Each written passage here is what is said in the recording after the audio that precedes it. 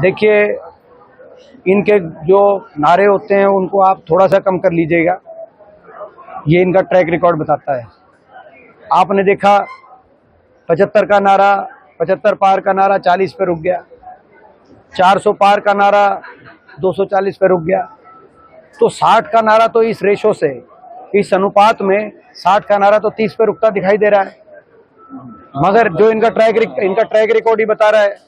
अब वो मगर हमारा मानना है कि शायद 30 जो है ये इनका बड़ा, हरियाणा में बदलाव प्रचंड बहुमत के साथ होगा।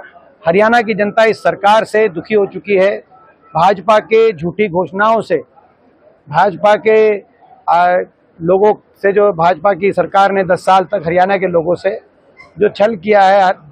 देश में विकास में जो प्रदेश सबसे आगे था, उसको बेरोजगारी में, अव्यवस्था में देश में सबसे आगे पहुंचाकर और विकास की पटरी से उतारने का काम किया और हर वर्ग की अनसुनी करी।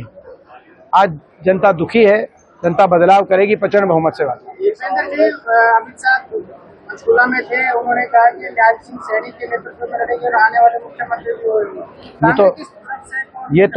ये तो देखो, उनका अपना अंदरूनी मैटर है।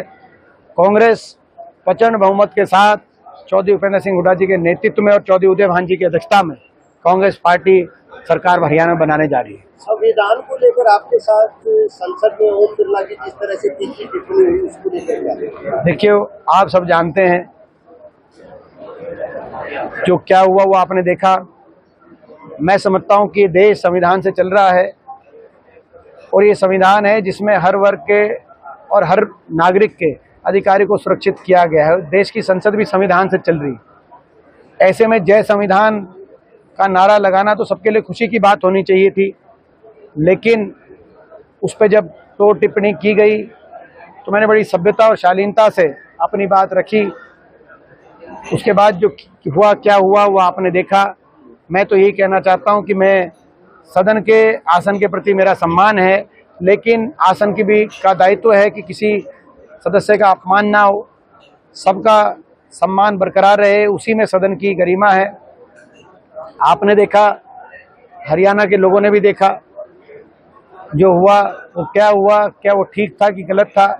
लोग अपने विवेक से फैसला लेंगे और अपने अनुसार लोग आने वाला समय तय करेंगे।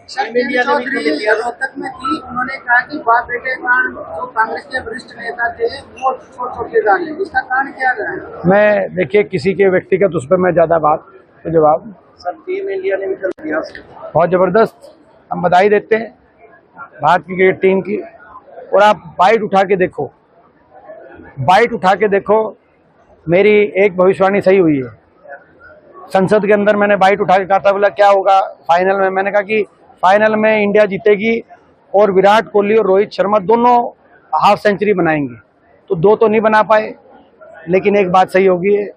तो बहुत खुशी की बात है कि भाई टीम इंडिया जीती है और बहुत बेहद खुशी की बात है। और मैं बधाई देता हूँ हमारे जो दोनों ग्रेट्स हैं, रोहित शर्मा और विराट कोहली, उन्होंने उनसे देश के नौजवान प्रेरणा लेते हैं।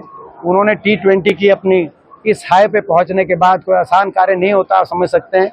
अपनी एक T20 से जो रिटायरमेंट की जो बात की, तो उनके करियर पे देश को, देशवासियों को नाज रहेगा और उनकी प्रतिभा हमेशा देश के नौजवानों को प्रेरणा देती रहेगी।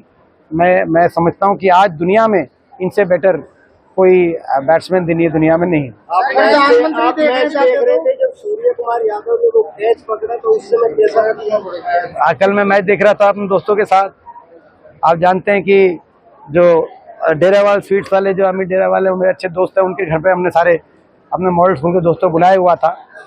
तो वैसा ही फील हुआ जैसा आपको फील हुआ होगा।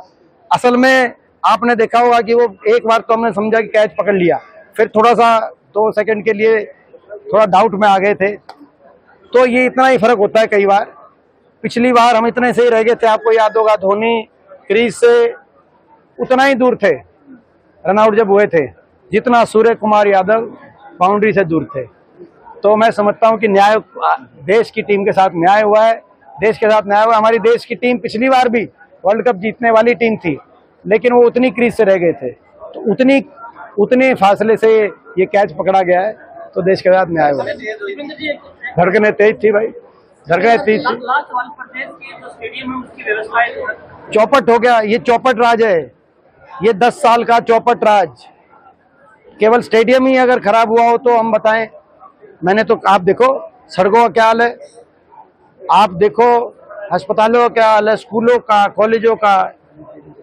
सर नायब सिंह सैनी रोहतक तो ये चौपट राज है। एक इस राज का एक मैं नया नाम दे रहा हूं आपको, जो आपसे बात करते करते निकल गया। अब ये इस नाम को चलाएंगे हम, चौपट राज। सर नायब सिंह हरियाणा में बीजेपी का चौपट राज। सैनी रोहतक में थे, उन्होंने कहा कि भूपेंद्र सिंह हुड्डा को मैं पूरी चुनौती देता हूँ, जिस तरह से काम हुए, जो पर्ची और जिस तरह से उन्होंने गंभीर आरोप लगाए। अब भाजपा के तमाम नेता सुबह से शाम तक हुड्डा साहब पे निशाना साधते हैं। कल जो हमारे केंद्रीय गृह मंत्री आए, मैं पढ़ रहा था बयान, उनका बयान है कि उन्होंने मेरे पे निशाना साधा। कल केंद्रीय गृह मंत्री ने, उन्होंने कहा कि भाई जो है तारा और सितारा नहीं चलेगा, राहुल जी और मेरे बारे में ऐसा कुछ कहा। तो मैं समझता हूं कि उनको मैं बताना चाहता हूं, जो हमारे केंद्रीय गृह मंत्री जी ने जो कहा राहुल जी और मेरे को तारा और सितारे की संज्ञा देके कहा कि तारा और सितारा नहीं चलेगा, मैं उनसे कहना चाहता हूँ ये तारे और सितारे तो तब भी चमक रहे थे जब वो धरती पे नहीं थे, और ये तारे और सितारे तो अनंत काल तक इनमें चमक तो रहेगी। अब इस बात को जो है उन्होंने उस बात को कह दिया, तो अब मैं क्या कहूँ। ये है कि आयुष्मान, ये हम कह रहे थे, आपने देखा होगा चुनाव में भी ये बात आई कि आयुष्मान की जो स्कीम है, ये जो स्कीम है, इस स्कीम के लिए पर्याप्त बजट और अच्छा पर्याप्त बजट नहीं दिया गया है और क्रियान्वयन इसका अच्छे से नहीं हुआ है। और यही कारण है कि आज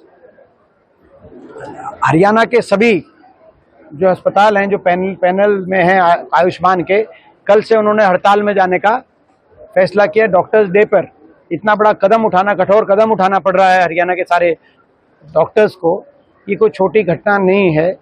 और सरकार की ऐसी आयुष्मान स्कीम जिस पे बजट कम दिया गया, उसके पे इश्तिहार उसके ज़्यादा, उसकी पब्लिसिटी पे ज़्यादा बजट दिया गया।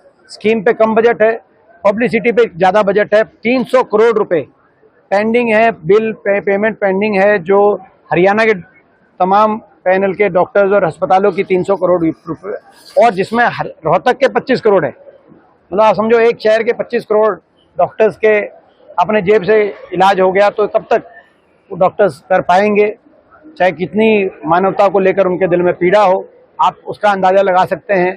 तो हम विपक्ष के नाते पूरी तरीके से कल से होने वाली इस हड़ताल का पूर्ण रूप से समर्थन करते हैं। ये सरकार इसका समाधान करे, निकाले, और नहीं तो आने वाले समय में कांग्रेस पार्टी की जब सरकार बनेगी, इसका पर्याप्त बजट आवंटन और इसको अच्छी तरीके से क्रियान्वयन करने के लिए जो कदम उठाने होंगे, हम अपने घोषणा पत्र में वो सारे लिखेंगे और करेंगे। ये 48 घंटे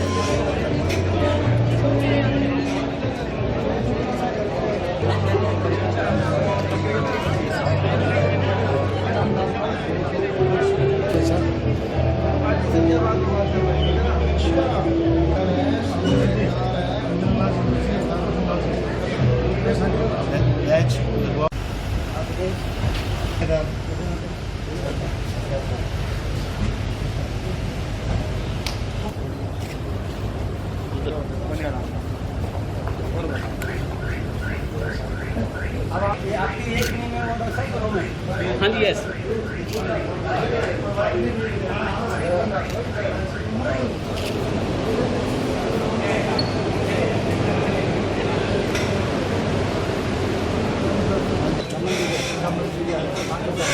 वो भी बहुत याद